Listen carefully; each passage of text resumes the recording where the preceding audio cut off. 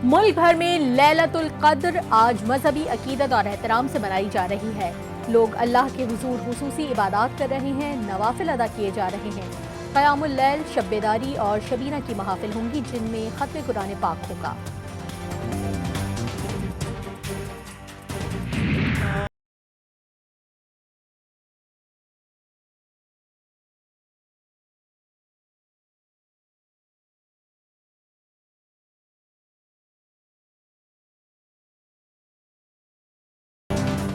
GTV news पर रमज़ानुल मुबारक की खुसूसी transmission Irfan Ramzan में रात 2 बजे देखिए लैलतुल क़द्र की खुसूसी महफिल मेज़बान ओवैस रब्बानी के साथ।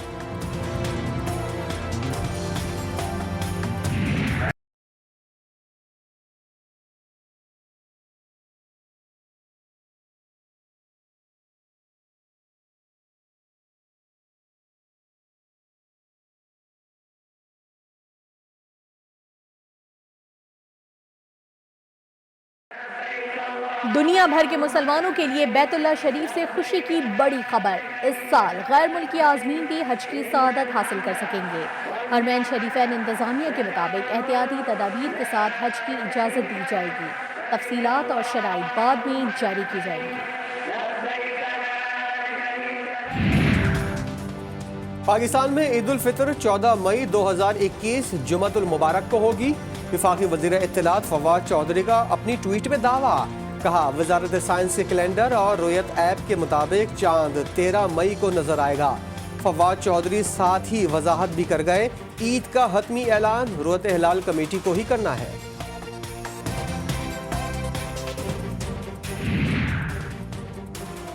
वज़ीर आज़म की सेक्रेटरी जनरल OIC से मुलाकात, इस्लामोफोबिया के बढ़ते हुए वाक़यात पर गुफ्तगू।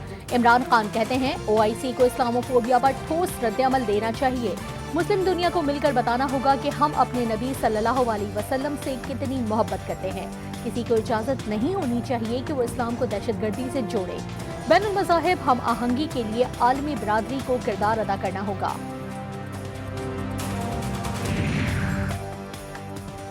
वज़ीर आज़म इमरान खान के क़िबला अव्वल पर इसराइली हमले की शदीद मज़म्मत। कहते हैं आलमी बरादरी को फ़लस्तीनियों और उनके हुकूक़ के तहफ़्फ़ुज़ के लिए इक़दामात करना होंगे। वज़ीर आज़म का OIC से भी इस मामले पर किरदार अदा करने का मुतालबा। OIC सेक्रेटरी जनरल ने कश्मीर तनाज़े पर तंजीम के किरदार से आगाह किया।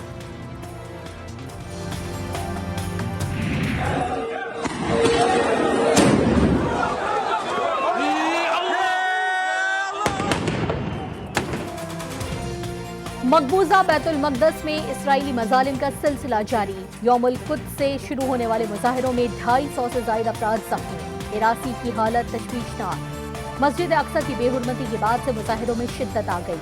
फ़लस्तीनियों का काबिज़ फौज पर पथराव। इसराइली फौज ने ख़वातीन और बच्चों पर रबड़ की गोलियों और आंसू गैस का इस्तेमाल किया।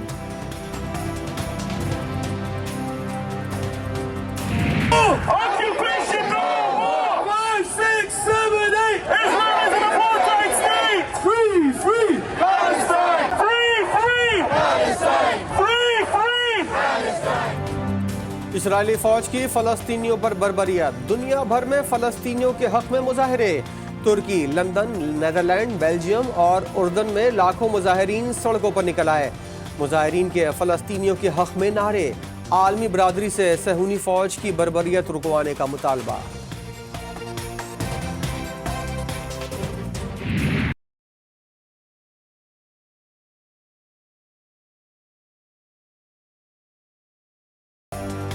कराची समेत सिंध भर में लॉकडाउन का पहला रोज। बड़ी मार्केटें, शॉपिंग मॉल्स और बाजार बंद। छोटी गलियों और मोहल्लों में पथारे लग गए। सदर की मुख्तलिफ गलियों में दुकानदार पथारे और ठेले लगाकर लोगों का हुजूम इकट्ठा कर रहे हैं। आवाम ने भी SOPs और हुकूमती अहकामात की धज्जियां उड़ा दी। पुलिस और इंतजामिया गायब। हुकूमती कारकर्दगी का पोल खुल गया।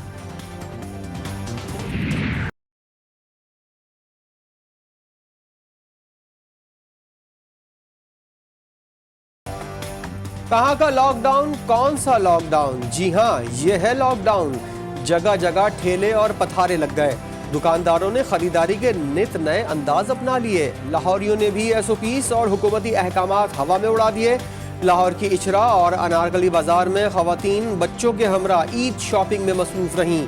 मार्केटों और बाजारों से हटकर गली मोहल्लों में कोरोना के ज्यादा फैलने का खदशा बढ़ गया।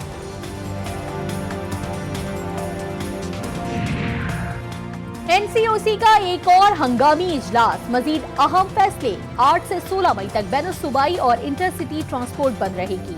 प्राइवेट गाड़ियों और टैक्सी को चलने की इजाजत होगी। सयाहती मकामात पर जाने की पाबंदी होगी। सूबाई इंतजामिया को एसओपीज पर सख्ती से अमल दरामद कराने की हिदायत।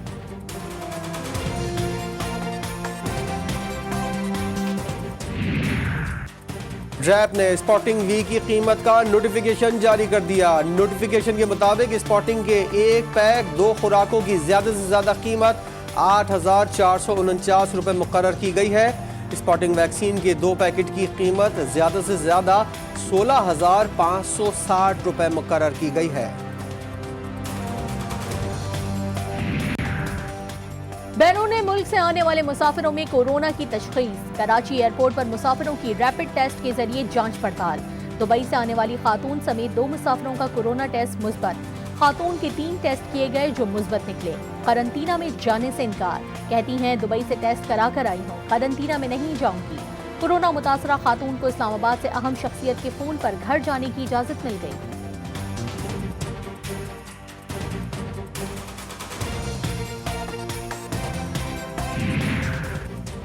कायदे इज़्म इख्तिलाफ, शहबाज शरीफ की लंदन यात्रा खटाई में पड़ गई। दुबई या लंदन में ईद मनाने वाले इस बार ईद लाहौर में ही मनाएंगे। बैरून मुल्क इलाज के लिए जाने पर आज अहम फैसला होगा। सरकारी छुट्टियों के बाइस नाम ब्लैक लिस्ट से निकाले जाने का मामला लटक गया। एक ही दिन में जब वो फैसला आया तो उस वक़्त जब कोर्ट में हियरिंग हुई, हम ये समझते हैं कि इन्होंने अदालत को प्रॉपरली असिस्ट नहीं किया। जो अदालती हुक्म है वो लेटर एंड स्पिरिट में तो ब्लैक लिस्ट का है। मुख्तलिफ तहकीकाती इदारों ने मुख्तलिफ केसेस के अंदर इनका नाम PNIL लिस्ट। मुशीर एहतसाब शहजाद अकबर ने शहबाज गिल की जमानत के खिलाफ अपील दायर करने का ऐलान कर दिया। कहा नून लीग के कुछ रहनुमा अदालतों और अवाम को गुमराह कर रहे हैं। अदालती हुक्म ब्लैक लिस्ट से नाम निकालने से मुताल्लिक है, मगर शहबाज शरीफ का नाम ब्लैक लिस्ट के बजाय PNI लिस्ट में है।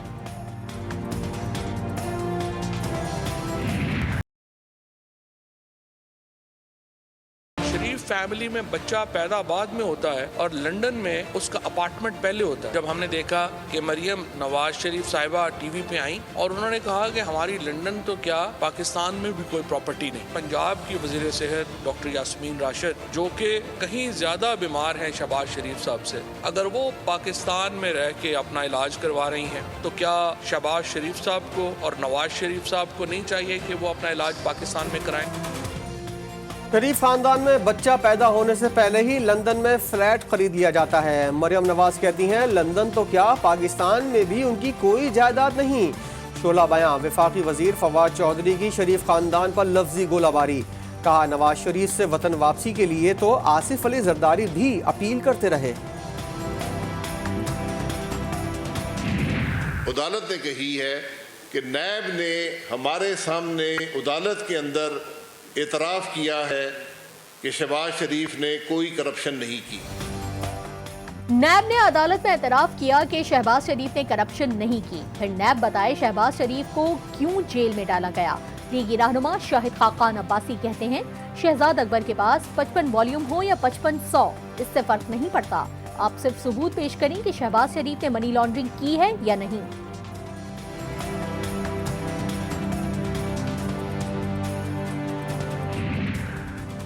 सेनेट सेक्रेटरिएट की गाड़ियां पिक एंड ड्रॉप सर्विस पर इस्तेमाल होने का इंकशाफ। यूसुफ रजा गिलानी को अलॉट गाड़ी मुसाफिरों को इस्लामाबाद से लाहौर छोड़ने लगी। मुसाफिरों के तस्वीर बनाने पर ड्राइवर सीख पा, चेहरा मास्क से छुपा लिया। कोयटा और तुर्बत में दहशतगर्दी के 2 मुख्तलिफ वाक़यात, 3 FC एहलकार शहीद, 5 जख्मी हुए। ISPR के मुताबिक सिक्योरिटी पर तैनात एहलकारों पर दहशतगर्दों ने हमला किया। शुहदा में लांस नाइक सैयद हुसैन शाह, सिपाही फैसल महमूद और सिपाही नौमानुर रहमान शामिल। भारतीय मीडिया जितना चाहे छुपाए, दुनिया भर का मीडिया नरेंद्र मोदी की नाकामी की दास्तानें सुना रहा है। ऑस्ट्रेलिया और बरतानिया के मीडिया ने भारत में कोरोना की दूसरी लहर का जिम्मेदार भारतीय वजीर आजम नरेंद्र मोदी को करार दे दिया। ऑस्ट्रेलियन जरीदे संडे टाइम्स की रिपोर्ट के मुताबिक भारतीय वजीर आजम ने पहली लहर की शिद्दत में कमी को अपनी कामयाबी करार देकर पाबंदियां नरम कर दी थीं। भारतीय नजाद अमरीकी सहाफी फरीद जिक्रिया अपनी ही मोदी सरकार के खिलाफ फट पड़े। मोदी की क़यादत में हिंदुस्तानी मीडिया गिर गया है। हिंदुस्तान के बाद अब आज़ादाना प्रेस नहीं। मोदी हुकूमत ट्विटर अकाउंट डिलीट कर रही है। मोदी के इक़दामात ज्यादा से ज्यादा आमराना ताकत का मुजाहरा है।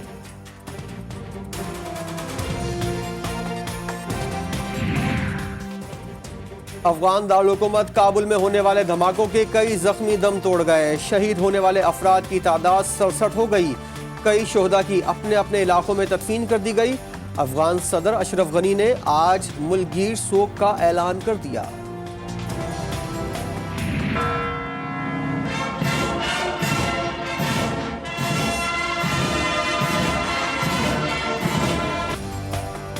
रूस में यौम फतह की अजीमुशान परेड का इनेकाद। रेड स्क्वायर पर मुनक्किदा तकरीब में हजारों फौजियों की शिरकत। दूसरी जंग अजीम में जान देने वाले रूसी फौजियों को खिराज तहसीन पेश किया गया।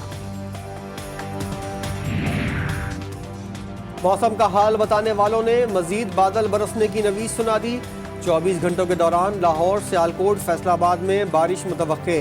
मर्दान, चारसदा, मानसेरा, बन्नू में भी बारिश का इम्कान। दादू, शहीद, बेनजीराबाद और हैदराबाद में बादल बरसने की पेशगोई। Gone. Come on. This one. Oh yeah! Ball him. Come boys. Now Brendan Taylor could be out, and he is. और पाकिस्तान और जिम्बाब्वे के दरमियान दूसरे टेस्ट के तीसरे रोज का खेल खत्म। फॉलो ऑन के बाद मेजबान टीम की दूसरी इनिंग्स 9 विकेटों के नुकसान पर 220 रन बना लिए। पहली इनिंग्स में जिम्बाब्वे 132 रन पर फॉलो ऑन का शिकार हो गई थी।